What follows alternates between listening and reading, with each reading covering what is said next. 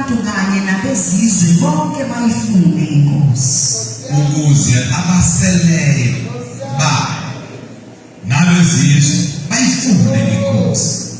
Awufundele u-9:11, Amos chapter 9 verse 11. Amos chapter 9 verse 11. Uyena wayehamba phambili kulidela ibandla likaJesu uJesu esengasele. Mawuya kahle eBhayibhelini athola ukuthi khona indoda ogama layo uJakome. Sangibona bazalwane. Indlu kaDavide eWilele. Ukhuluma ngerestoration, ukurestore kwendlu kaDavide eWilele. Sangibona bazalwane. Siphuma kwiconference yethu esikholwa ukuthi ibe inhle, ihambe kahle ngendlela eyisimangaliso. Ngiyamkholwa uNkulunkulu ukuthi kuyona le conference esiphuma kuyo uNkulunkulu kunezinto abefuna ukuthi ayivuselele kithina sonke la. Sanibona bazalwane. Kunezinto uNkulunkulu esibone zenza ngendlela esibone enza ngayo ngaphambilini afuna ukuthi uNkulunkulu ivuseleleke kithi. Akakwazi uNkulunkulu ukuthi ayiveze le ndaba yokuvuswa kwendlu kaDavide ize iphile kabili eBhayibhelini. Sanibona bazalwane. Nginawo umbuzo othi why le ndlu kaDavide ibaluleke kuzona zonke izindlu na? Why le kaDavide ibaluleke kuzona zonke izindlu na? Ngoba ikhona indlu eke yabakhona ngeyilanga mhlawumbe siyokhuluma ngayo. Lendlu eyakyabakhona ekwakuyindlu kaMose. uMose uma ephuma nabantwana bakwa-Israyeli likhona itabernacle ababelakhile elithi iBhayibheli lendlu kwakuyindlu eyayigoqwa iphinde ibekwe futhi. Yayingahlali ndawonye, yayigoqwa njengoba abantwana bakwa-Israyeli behamba for 40 years ehlane bahamba nendlu yabo yesono. Awusanibona bazalwane. Bafike la bafika khona bazothi ukuhlala khona bayivule bayibeke kahle bese benze izinto ekufanele bazenze endlini yabo yesonto. Uma ifu ebaholayo selinyakaza baqale bayiqoqe indlu yabo yesonto bahambe nayo. Ngeke basuke basikhulume ngayo, sikhulume ngalendlu kaMose ukuthi ngiyayifanisa nathi elithi iBhayibheli thina siwumzimba kaKristu, siyidodo kaNkulunkulu. Awusanibona bazalwane. Ahlala kulo. Ingakho sibona sihamba siyale, usibona sihamba siyale, kodwa uNkulunkulu yena ukithi. Sanibona bazalwane. Noma ngabe libhotiwe, noma ngabulele, noma ngabuvukile, kodwa uNkulunkulu yena ukhona. Futhi uNkulunkulu ukuvikele. Elithi iBhayibheli yena Israyeli abozeli futhi analali. Awusanibona bazalwane. Futhi ke bakhona elinye idokodo ekwabakhona idokodo likaSolomon. Leli dokodo likaSolomon lidokodo line-order ngendlela eyisimangaliso. Yayimihle ngendlela eyisimangaliso. Ngithanda kakhulu uma sibona nasendlini kaNkulunkulu la kunezinto ezinhle ezenzakalayo ngoba likhumbuza leya ndlela esakakhuluma ngayo nami kaSolomon. Elithi iBhayibheli owesifazane waseShiba esukela ukuyayibona. Haleluya. Uthi efika kuyona uthi into engiyibona ayifisho kwingxenye yento engiyizwile. Lento engiyibonayo inkulu kakhulu kunento engiyizwile. Lento kaSolomon yayine-order njengakhuluma nani ngayo i-order endlini kaNkulunkulu ukuthi ibaluleke kangakanani bekhona i-order. But why uNkulunkulu efuna ukuvusa le kaDavide? Awusanibonani bazalwane. Kunento evukayo nje ukuthi uNkulunkulu ayikho ebalulekile nayithandayo njenge-presence yakhe. uNkulunkulu ayikho ebalulekile nayithandayo njenge-presence yakhe. Ngesikhathi sikaMoses bebeholwa ilangana lokulila, ngithi bazalwane, ebusuku emini beholwa insika yethu. Lezo zinto zikhombisa i-presence kaNkulunkulu, zikhombisa ukukhona kaNkulunkulu, zikhombisa ukukholwa kwabo uNkulunkulu. Lithi iBhayibheli ngolunye usuku uNkulunkulu akakhuluma noMose wathi, Moses awungitholele indoda ethize kuthiwa uBhezaleli. Le ndoda kuthiwa uBhesaleli yayindoda yayikwazi ukubazi izinto ey'bazwayo. Sanibona abazalwane. Uthi uNkulunkulu mawusutholile umtshela wakhe umphongolo wesivumelwano. Ngoba uNkulunkulu asemthandayo esemkhonzayo uNkulunkulu wobukhona bakhe. One of the things esiyibonile kulezi iy'nsuku la ukuthi presence kaNkulunkulu iphakathi kwethu. And the presence kaNkulunkulu asikwazi ukubuyela emuva sikhonze presence kaNkulunkulu ingekho phakathi kwethu. Kuyasibona ukuthi we can't drop the ball.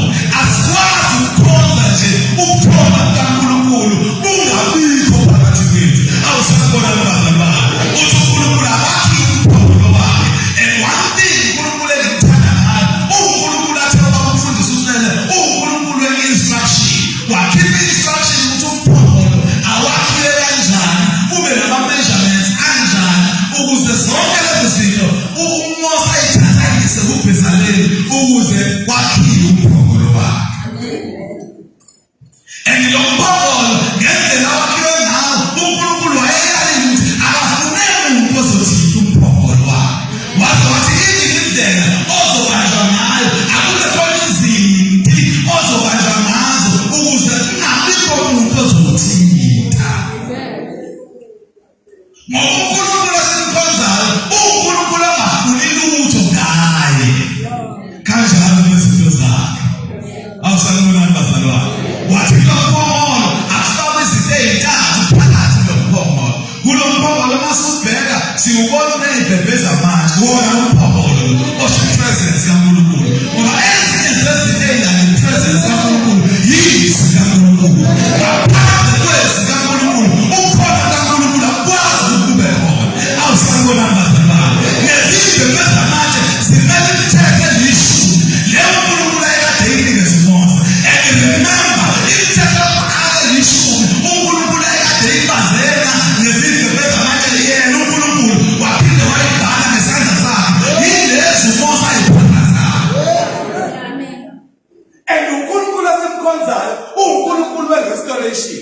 Uthi uNkulunkulu Mose usuwaphahlazile amatshe engikunikeze wona. And la matshe awabhalwanga wena, abhalwe yini. La matshe awabazwanga wena, abhalwe. Ayikho into ebuhlungu njengobona izinto ezakhiwe uNkulunkulu. Uthi uNkulunkulu-ke manje nake Mose, you will pay. Uzowabaza wena la matshe. Ngithi iBhayibheli nangempela uMose usayithola esebaza amatshe replace amatshe ayebazwe uNkulunkulu. Wanyukela entabeni uMose. Mefika entabeni uthi uNkulunkulu-ke noma amatshe angabazwa uwe kodwa amazwi azongena kula matshe awakwazi ukubhalwa uwe, azokhapha kuwe. Letha amatshe ngibhale. Waletha uMose, uNkulunkulu wabhala kwaba nale mithetho elishumi eyafakwa emphongolweni. Wathi uNkulunkulu asogcina ngokufaka le mithetho elishumi. Enye yezinto esizoyifaka sizofaka induku ka-Aroni. Wathatha induku ka-Aroni wathi ayifake khona. Ezinye zezinto ey'balulekile, i-discipline ibalulekile kakhulu masifuna ukuletha i-presence kaNkulunkulu. Ngaphandle kwe-discipline endlini kaNkulunkulu asikwazi uku-asharisha i-presence kaNkulunkulu. Akufunakali senze noma kanjani, fanele sibe discipline ey'ntweni esizenzayo. Wathi uNkulunkulu asiphelele lapho. Lalani imana. Kwalanda ujeke onemana nawo wafakwa phakathi. Oh haleluya bazalwane. Yona le mana abantwana bakwa-Israyeli ekade behamba beyidla uNkulunkulu ebaprovide ngayo endleleni. Wathi uNkulunkulu kulo mphongolo ayingeni imana. Oh haleluya bazalwane. Ngoba le mana le uNkulunkulu behamba nabo ehlane ebaprovide le mana elithi iBhayibheli usuku nosuku kwakunemana yakhona. Wawungakwazi ukuthatha imana yangayizolo uthi uzoyidla namhlanje. Ngoba uNkulunkulu we-provision wayenikeza imana yosuku nosuku. Amen.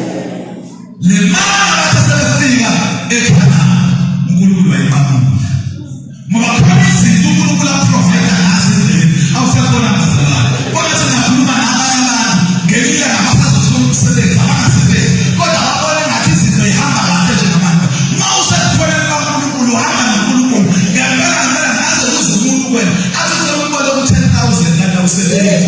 Mekuka uvela ibona ikhona le. Yini ekwenza ukuthi ibe khona?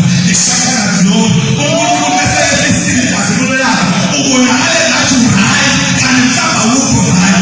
Ikhaya iBhayibheli lithi let the poor say I preach. Abantwana bakwa-Israyeli behamba uNkulunkulu ebaprovide imali. Kodwa asafikile ekhaya bafike khona ifike imali mama. Kunezinto uNkulunkulu mama ngosebenza. uNkulunkulu akubona akuprovide ngazo. Uyibona impilo iqhubeka. Uyibona uright. But abasebenza uzuza uyinkinga engaka iqhamuka. Yaqala ukusebenza ngemali namali. Kanti le provision uNkulunkulu ekade provide ngayo sentana. Nawusufikile lapha khona uNkulunkulu uyakuyela. Yafaka phakathi naye imali. Uthi uNkulunkulu lophoka lo Mose mawuthwala fana uthwala abapriest.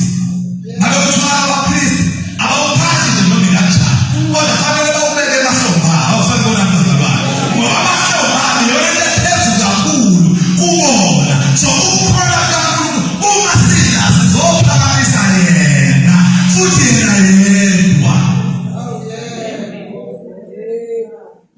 Bahamba abantwana bakwa-Israyeli bephethe ukhomo.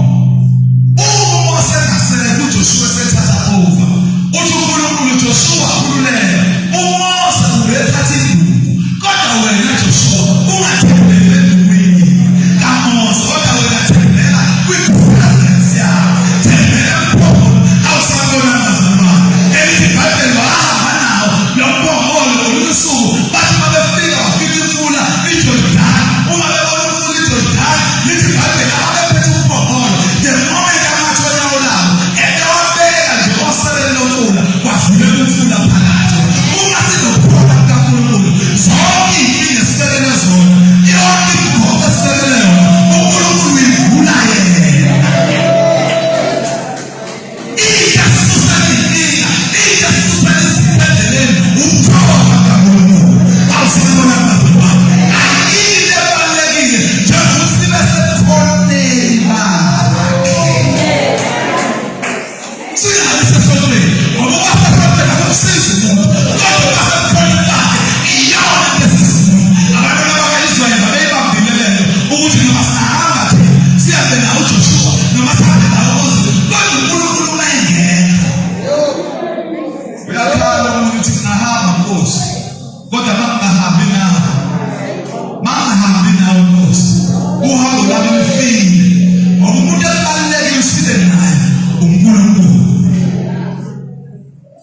Lithi iBhayibheli ngolusuku bahamba abantwana bakwa-Israyeli ngoba njalo uma beye empini bebehamba babeye empini baphathe ubukhona bukaNkulunkulu. Baphathe umphongolo wesivumelwano. Ngolusuku lithi iBhayibheli bahamba njengenjwayelo. Uma behamba bayithola beshaya beqedwa nya. Ngoba iproblem eyenzakalayo sanibonani bazalwane. Iproblem eyenzakalayo kodwa ka-Eli oFinehasi elithi iBhayibheli babengazwile i-process kaNkulunkulu endlini kaNkulunkulu babengafuni ukwenza izinto ngendlela. I-challenge esibhekene nawo thina as leaders and workers in the church ukuthi asenze izinto ngendlela kaNkulunkulu. Ngoba masingazenzi izinto ngendlela kaNkulunkulu ukukhona kukaNkulunkulu buyahamba. And ebuhlungu kakhulu yilaba bantu abama-sons in the house. Laba bayakwazi ukuyixosha. Hayi bazalwane, phela u-Eli akazange aze sona u-Eli akazange azone muntu. Kodwa amadodana akhe elithi iBhayibheli ayelala namantombazane phakathi endlini kaNkulunkulu. Le mijolo eniyenzayo iyijolo ephazamisa ukhona kukaNkulunkulu. Kwesinye isikhathi sesikhonza sibone ukuthi nani lo khonza wethu komile nje kuyabanda. Inkinga yinye ukhona abantu phakathi endlini kaNkulunkulu. Kuthi kuthiwa lezi nsizwa oFinehasi babengawabheki kakhulu ama-Asha. Ama-Asha wona babengawabheki impela. Haleluya, ama-Asha babengawabheki. Bengagcini ama-Asha umnikelo. Hhayi babengazathi uma beze begoloze bagolozele abaphristi ekuyibona abahlelisha iminikelo. Haleluya. Bathi le nyama siyifuna isehlaza. Bathi abaphristi hayi fanele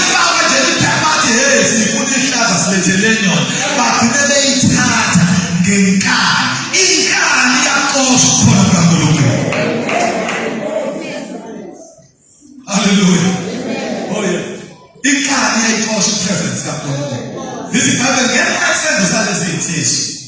Awake ngisizeni. Zinsizwa zami ake ngisizeni. Ningasixosheli khona kaNkulunkulu. Hallelujah. Ningasixosheli khona kaNkulunkulu ngoba ukhona kaNkulunkulu akulele umuntu oyedwa. Ukhona kaNkulunkulu kulele thina sonke as sons and daughters. Ebusweni kaNkulunkulu simele ukwenza izinto ngendlela kaNkulunkulu.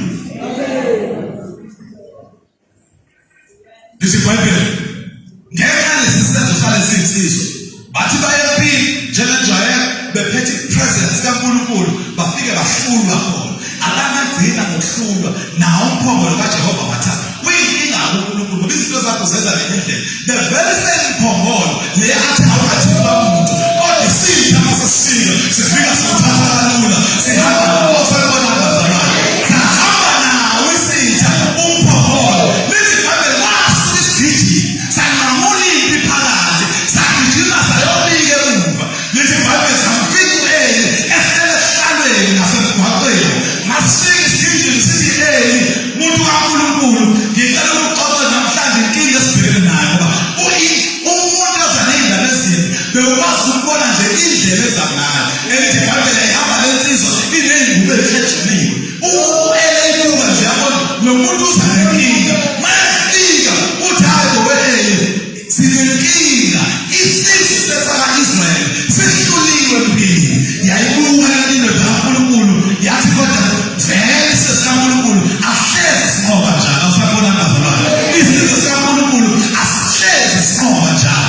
Ezinye izimpi siyayinqoba, ezinye izimpi siyanqotshwa, ezinye izimpi siyayinqoba, ezinye izimpi siyanqotshwa. Kodwa into ebaluleke kakhulu khona kaNkulunkulu. Sathi sisuka lapho esigijini sathi noma impilo inqotshiwe yethu kodwa enye into eyonakele umphongolo kaJehova uthathiwe. Lithi iBhayibheli the moment uEli enza ukuthi upresence kaNkulunkulu ayisekho wasekanyova mesekanyova washayela phansi wanqamuka ikhanda wafa same time. Yini ebulala inceda kaNkulunkulu? Yingoba ipresence kaNkulunkulu ayisekho. Izinto ezisinqobile sisengakwazi ukuyinqoba uma engakithela. Nxa ungakithela Nkosi ubani ongamelana nathi? Kodwa uNkulunkulu lo esimthembile ngasekho. Siyophelela endleleni. Athi umhlabeleli ngabe sikuphi na? Athi ngabe saphela endleleni. Uma ukhona kaNkulunkulu ungasekho siphelela endleleni. Wahamba kanjalo umphongolo. Wahamba kanjalo umphongolo. Wahamba kanjalo umphongolo. Abantu bakhohlwa ipresence kaNkulunkulu. Bayiphilela nje njengenjwayelo. Bakhohlwa ukukholwa kaNkulunkulu. Awamthanda uDavide bazalwane. Elithi iBhayibheli ngolwesuku uDavide akhipha instruction. Athi asikwazi yingakho uNkulunkulu ethi uyovusa indlu kaDavide. Athi uDavide asikwazi ukuhlala ukukhona kaNkulunkulu ungekho phakathi kwethu. Akulanda umphongolo. Wakhipha instruction uDavide ukuthi awulanda umphongolo. Bawulanda umphongolo. Elithi iBhayibheli bathe besendleleni kwakhuzula inqola eyayithola umphongolo. Ithemele insizwa ithi awubamba umphongolo. Hallelujah. Kanti sizwe into ngasizwa. uNkulunkulu esikhonzayo uthi ningangisizi nakanye. Abantu emnyango bathi uNkulunkulu usizoyisizayo. uNkulunkulu akafune umuntu ozomsiza. Lithi iBhayibheli ngesikhathi umphongolo ethi yawubamba naye washayela phansi same time wafa. Lithi iBhayibheli uDavide sekuzwile lo ukuthi sekhona umuntu ofile. Wathi ngeke lo mphongolo ujikisele endleleni amaseza le. Hambani uyise umuntu ogama lakhe Obed-Edom. U-Obed-Edom wayewumuntu wase-Edom. Wayewumuntu owayekade ephuwa nabo bonke abantu. Wayekade umuntu owunobhadi ngelanguage yanamhlanje. Wayekade umuntu owuzilo kahle kahle. Ngoba ngalezi zikhathi bebiza uma kuzophuma ibhomu ayingaphumeli upresident. Maphuma ibhomu ayiphumele omunye umuntu. Okodwa angabikho umuntu afethekayo ngokufa kwakhe. Wathatha umphongolo wathi makwenzeka khona umuntu ofayo akuyofuna Obed-Edom. Awusabona abazalwane. Elithi iBhayibheli wawuthatha umphongolo wahlala kwakhe Obed-Edom. Lithi iBhayibheli the time uhleli kwakhe for 3 months sashiya isimo sa-Obed-Edom. Hallelujah. Wafika uNkulunkulu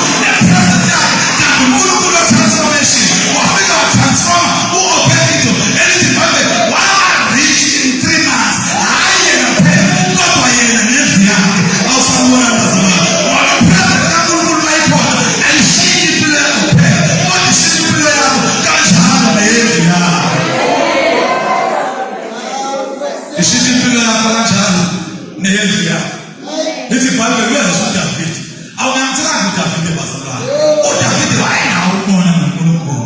Hallelujah. Lithi iBhayibheli uDavide mayezwa ukuthi ungaphethe intombi lo kade bembukela phansi userich wathi uDavide akwazi ukuhlala uphondo kaNkulunkulu ungekho na awulali uphondo kaJehova. Hallelujah bazalwane. Lithi iBhayibheli walala uphondo kaJehova asikwazi ukuphila ngaphandle kobukhona bukaNkulunkulu. Lithi iBhayibheli walala uphondo. Lithi iBhayibheli ungena. uSamuel ichaza kahle le ndaba ukuthi uSamuel uDavide wayenengubo ayekade eyifaka emahlombe akhe eyigaxe emahlombe akhe nabaphristi nje bonke babekade beneyingubo ababekade beyigaxe emahlombe akhe. Elithi iBhayibheli ngesikhathi ungena umphongolo uDavide wagida wasila uDavide watshela uDavide wadansa uDavide udansela uDavide ngidansela ubasekhona lenkosi awusabona bazalwane. Why David uhappy kanje? Ngihappy ngoba ngibona ukukhona kwenkosi uphakathi kwethu. Lithi iBhayibheli wagida uDavide wadansa ujabulela uDavide ujabulela ukubona ukukhona kukaNkulunkulu. Elithi umnqaka uDavide indodakazi kaSawuli yazi inhliziyo yathi awubheke ngoba wale ngubo ayigaxe emahlombe akhe wayikhumula wayibeka phansi. Yazi ukuthi abavangeli abashumayela baye bathi wakhumula wabanqaka bangakhulu wathatha ingubo yakhe yobukhosi ayekade igaxe emahlombe wayibeka phansi ngoba uma sengena inkosi yamakhosi thina fanele siyikhohle.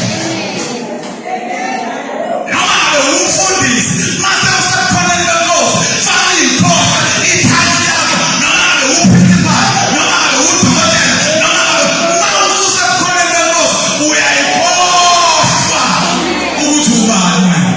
Wayikhohlwa uDavide wayithatha wayilahla lapha wagida uDavide in the presence of the Lord. Hallelujah bazalwane. Wagida uDavide. Lithi iBhayibheli uDavide sewufikile umphongolo wathi uDavide akwazi ukubuyisa indlu kaMose leyandla yayigoqa ibekwe. uSolomon wayengakho ikhona nokwakha leyandla yakhe ayibest yaba well amaxabiso amakhulu kakhulu. Wathi uDavide kanye nemiqobo lambengalindele ukuthi kukhona kaNkulunkulu uzawaphatha kwethu. Wathi awakhe itende walanda itende. Leli tende lalivulekile sasibona bazalwane. Kuleli tende kwangangenwa ngeoda. Hayi kuleli tende kwangangenwa ngeoda. Wonke umuntu bafuna ukuyizwa ukukhona kwenkosi wehamba yele tendeni athi inkosi ngihamba mina naNkosi sesifikile nkosi. Wonke umuntu ofuna ukukhona kwenkosi wayeziyela yele tendeni. Umphongolo kaJehova wawungabekiwe endaweni engcwele. Umphongolo kaJehova wawungekho endaweni engcwele. Umphongolo kaJehova wawuphakathi kwabantu ubuwayibona bonke abantu. Ngoba uNkulunkulu masesifika kuyena ufuna sonke sikwazi ukuba sekhona kubani futhi sonke sikwazi ukumbona yena. Awusabona bazalwane. Ngokufa kwenkosi ukusiya ngabona uJehova ehlele esihlalweni sakhe sobukhosi. Awusabona bazalwane ngoba kubalulekile usizibonele yena. Lithi iBhayibheli every knee shall bow and every tongue shall confess. Wonke amadolo azoguqa. Hallelujah. Wonke amehlo azombona. Thina sifuna ukubona ngalesi sikhathi. Thina sifuna ukubona manje. uNkulunkulu uJesu akasilanda ezolweni esilandele ukuthi sifihlakalele uNkulunkulu. uNkulunkulu sifuna ukubona manje. Izwi lakhe ekuyilona elidalulayo. Izwi lakhe ekuyilona elizezayo. Simele ukugcina kulona ukuze siyibonele thina uNkulunkulu. David wenza ngenye indlela. Wathatha umphongolo ubeka la. Uthi ivini usekhaya uyibona ngathi unenkinga. Hamba endlini kaNkulunkulu. Hamba etendeni lokuhlangana. Hallelujah. Hamba etendeni lokuhlangana. uDavide ke nawenza ngenye indlela. Uma esenza uDavide lithi iBhayibheli wathola abadumisi. Awusakhona lapho. Wathola abadumisi. iBhayibheli liyathanda bazalwane ngoba uma esethe izinto zakhe la eBhayibhelini kukhona la afika abeke khona abadumisi abahlabeleli. Aphoyinta abahlabeleli abeka abahlabeleli. Wazafika mhlawumbe as long as abahlabeleli behlabelela bengcwele ipresence kaNkulunkulu izojabula. Ayikho ezinye zezinto sihlabelela singekho ngcwele.